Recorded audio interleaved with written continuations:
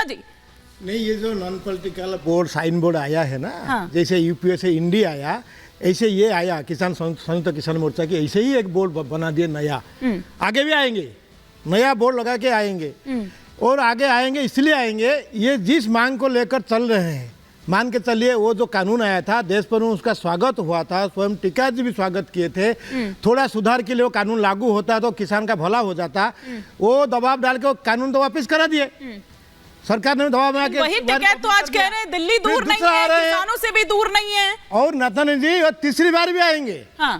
क्योंकि ये जो एमएसपी वाला मामला इतना कंफ्यूजिंग है, इनको पता नहीं। जिस दिन समझ में आएगा कि देश में पंजाब का किसान नुकसान में है, ये जब लागू होगा, ठीक है, बाकी देश में किसान को फायदा होगा, फिर आएंगे। प्रधान सेवक आप समझ लो, किसान समझ रहे, प्रधान प्रेम कुमार एक-एक करके प्रधान सेवक की भी समझ में नहीं आया। किसान को अगर समझ में नहीं है, किसान को अगर समझ में बात को क्या बात कर रहे हो आप? समझे क्या? देश के प्रधान सेवक ने कहा, ऑन रिकॉर्ड कहा है, वीडियो है उनकी, उन्होंने कहा था C2+50 होना चाहिए और मेरी सरकार आएगी तो एमएसपी को गारंटी कानून बनाऊंगा। सरकार हम क्या बात कर रहे हो आप?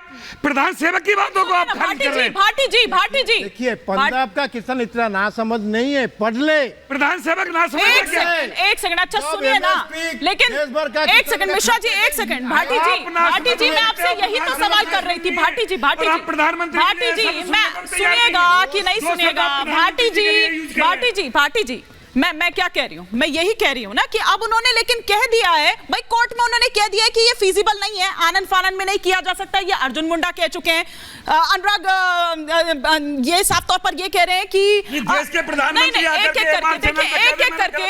एक एक करके। लेकिन प्रेम कुमार जी, जिस तरह के बयान सामने आ रहे हैं, डल्लेवाल जी के हों और भी कई बयान, लेकिन पहले तो डल्लेवाल जी के बयान पर बात करूंगी। क्यों ना माना जाए कि दरअसल ये एक मोहरा बना रखे हैं और वहां पर उनको बैठा रखा है। नॉन पॉलिटिकल खुद को कह रहे हैं, लेकिन पॉलिटिकल मोटिवेटेड नहीं है ये। क्यों ना माना जाए जिस तरह के बयान सामने आ रहे हैं? डल्लेवाल जी की पूरा भाषण, पूरा स्पीच अगर आप देखेंगे, मैंने देखी है, वो ये कह रहे हैं कि इनका जो कद बढ़ा है, इस बढ़े हुए कद का इस्तेमाल किसानों के पक्ष में नहीं हो रहा है, उसके खिलाफ में हो रहा है। तो हमें भी अपनी ताकत दिखानी है और हम ही जनता ने उनका कद बढ़ाया और हम ही उनका कद गिराएंगे। ये बोलना कौन सा गुनाह है भाई? ये कोई गलत बात बोल दी। दूसरी बात, ये भी उन्हीं की बात है कि अगला कदम सरकार के लिए संभालना मुश्किल होगा। हाँ, आंदोलनकारी ऐसी ही भाषा बोलते हैं। सुनिए, दूसरी बात अब बोलने दीजिए, दूसरी बात बोलने दीजिए।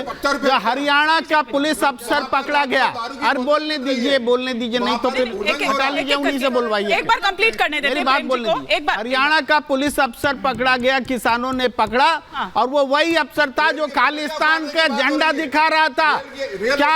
क्या हरियाणा सरकार अपने अफसर को खालिस्तान का झंडा किसानों के बीच में भेजकर लहरा रहा है?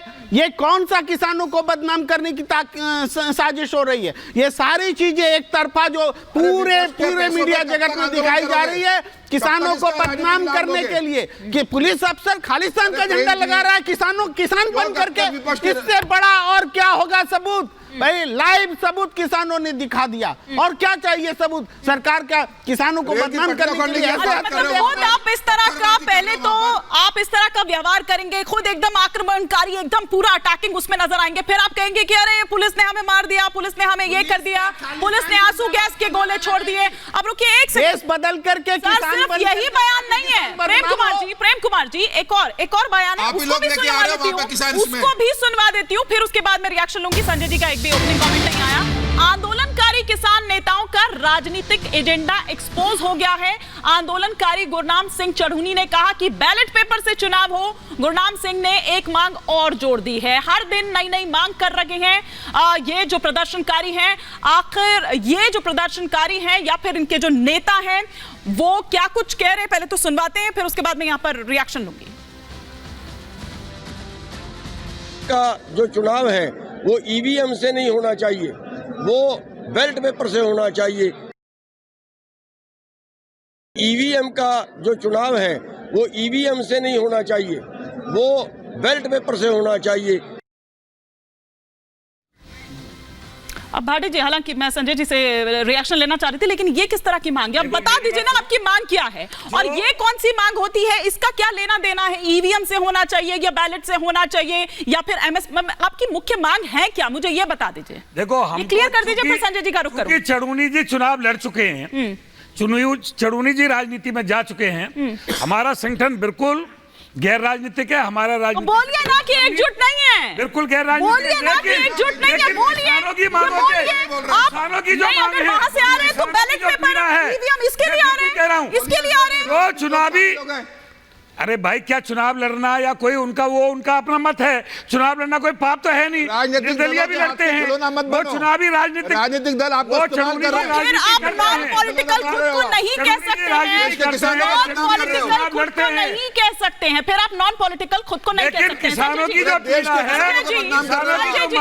संजय जी पर भी लग रहा है, बदनाम कर रहे हो। ठीक है, संजय जी का एक ओपनिंग कमेंट आ गया। संजय जी लेकिन एमएसपी से आप पहुंच गए ना, ईवीएम बैलेट पेपर न जाने कहां, इसके लिए थोड़ी ना कुछ करने के लिए, क्या इसी के लिए कुछ कर रहे हैं? ठीक है संजय जी। नहीं हिमानी जी, देखिए, जिस देश का किसान परेशान हो, नौजवान भटक रहा हो, महिलाएं रो रही हो, बिलख रही हो, बुजुर्गों को अपनी बुढ़ापे की कोई सुरक्षा नहीं दिख रहा हो, मार्मिक आप करने की कोशिश कर रहे हैं, मैं बिल्कुल मार्मिक नहीं कर रहा हूं, मैं बिल्कुल जो देश की स्थिति है वो आपके सामने रखना चाहता हूं। और आप भी, आम जनता नहीं दिख रही है सर आपको? सीबीएसई की परीक्षाएं आज से शुरू हो गई है, वो जो नौनिहाल है उनके भविष्य की भी बात करिए, उनको ऐड ऑन करिए, फिर आप कंप्लीट करिए। ठीक है, हाँ, अब आप अपनी बात कंटिन्यू कर लीजिए। ये जो आम जनता की बात हम करते हैं ना, ये जो सड़कों पे लोग आते हैं उसी का हिस्से हैं, उसी का हिस्सा है हिमानी जी। आज यदि मैं आपके पास बैठ के बात कर रहा हूं, यदि मैं सड़कों पे अपने किसी मुद्दों को लेकर के, किसी अपनी मांग को लेकर चला जाऊं, तो आप मुझे क्या कहिएगा? यदि मैं आज सरकार से कहता हूं कि बेरोजगारी की क्या स्थिति है देश की, एक आंकड़ा देश सरकार रख दे, महंगाई का क्या आंकड़ा उस पर सरकार रख दे, क्यों नहीं रखते सरकार? भाई काम की बात नहीं करेंगे ये?